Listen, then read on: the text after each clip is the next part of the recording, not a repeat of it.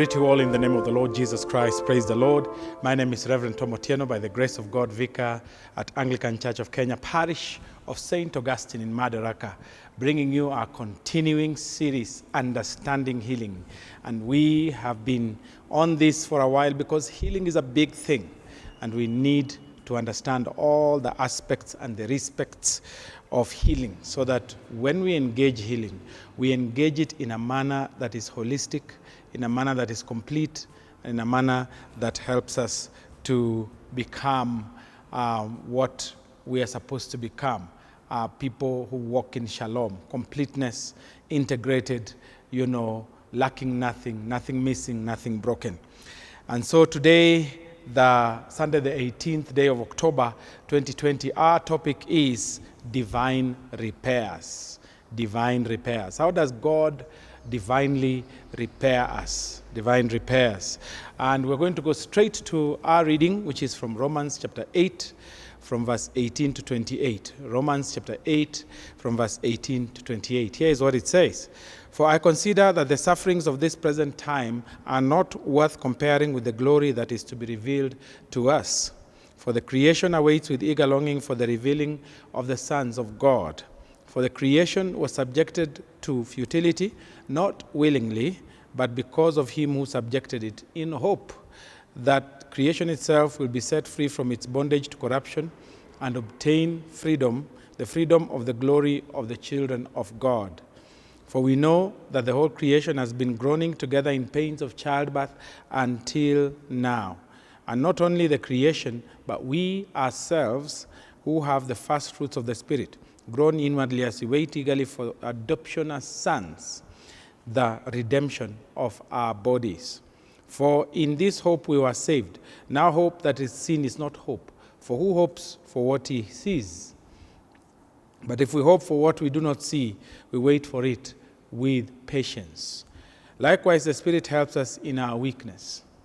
For we do not know what to pray for as we ought, but the Spirit himself intercedes for us with groanings too deep for words.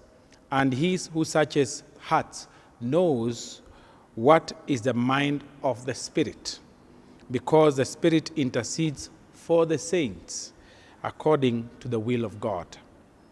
And we know that those who love God, and we know that for those who love God, all things work together for good, for those who are called according to his purpose. This is the word of the Lord. And so in talking about divine repairs, we're looking at how does God set us in a way that we are whole, in a way that there is shalom, in a way that we are able to affect our world with his word. This is very, very important. In order for us to understand this, we need to look at these scriptures. First of all, divine repairs begin with sufferings. Sufferings are things that God allows us, hard stuff that God allows us to go through so that we can be built up in stature, so that things can be removed that are in us that need to be removed, and things can be put in us that are not in us that need to be put in us. And it says here the suffering is not worth comparing with the glory that is to be revealed to us. The second thing that God does in his divine repairs is that he makes us into people who properly steward his creation. It says here, creation waits with eager longing for the revealing of the sons of God. That God has made man so that man can represent him in creation and lead creation and be a good steward of creation.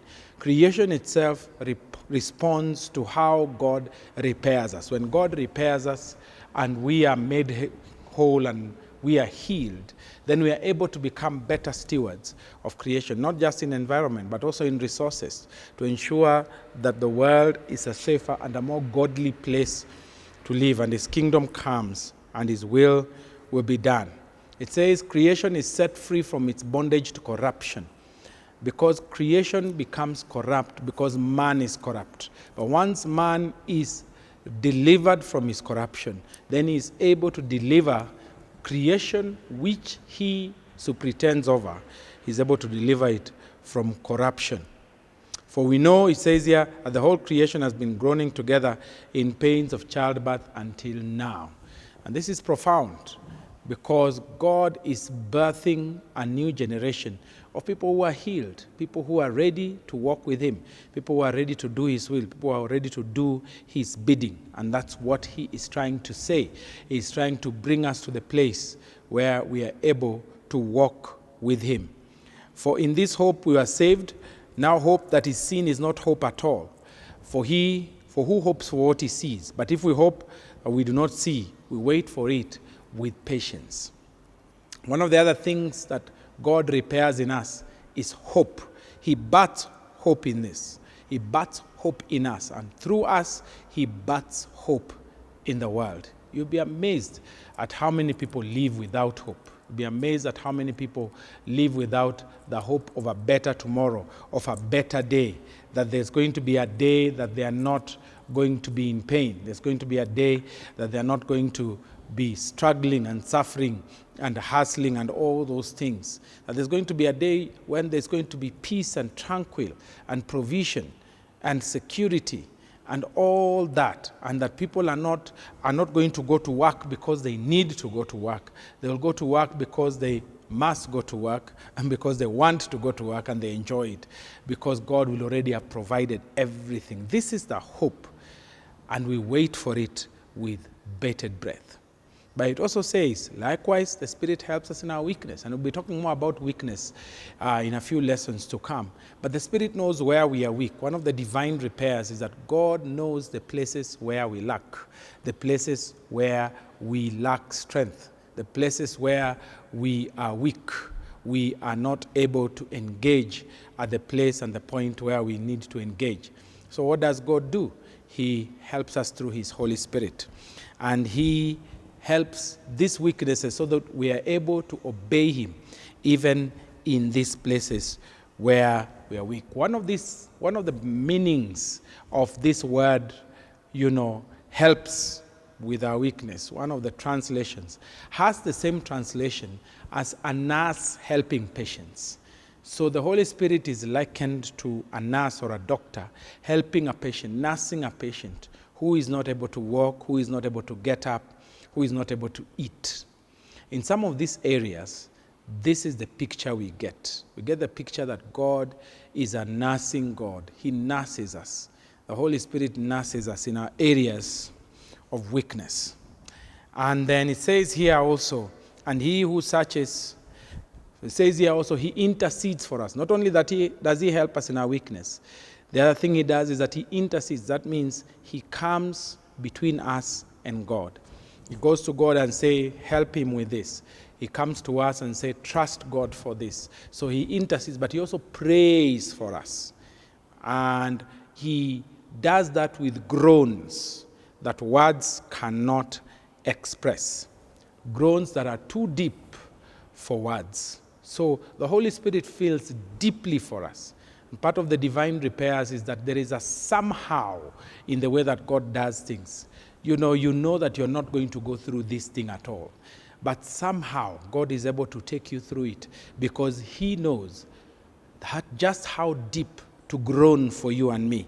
He knows just how deep to groan for you and me. And he who searches hearts knows what is the mind of the Spirit, because the Spirit intercedes for saints according to the will of God. What a beautiful verse. That God, through the Holy Spirit, will pray for you according to his will. He'll say, let Reverend Tom do your will, even in this matter where he's struggling to do your will. Let Reverend Tom do your will. And you find that God's will is done because the Holy Spirit was praying for you all that time, and his will is done in your life. And then he says here, and we know that for those who love God, God works all things together for good.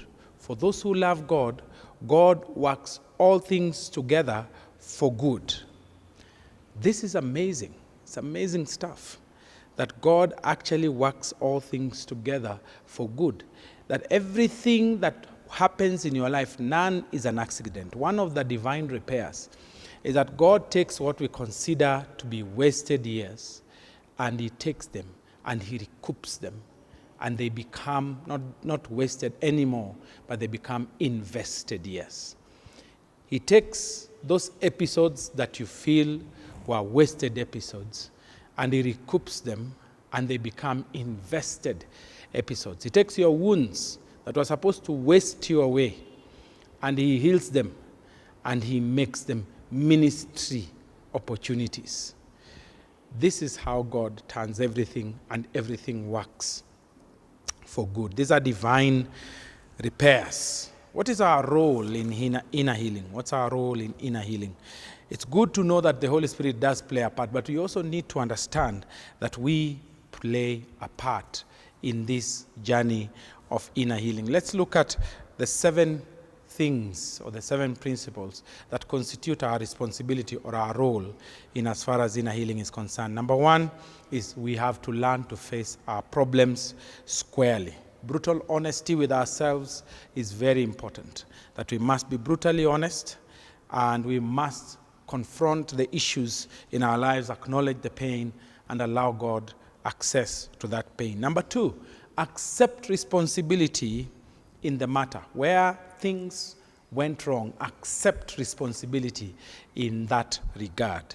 Where you are the one that made a mistake, accept responsibility in that regard. Number 3, ask yourself if you want to be healed, because sometimes it's good for you to sort out that early.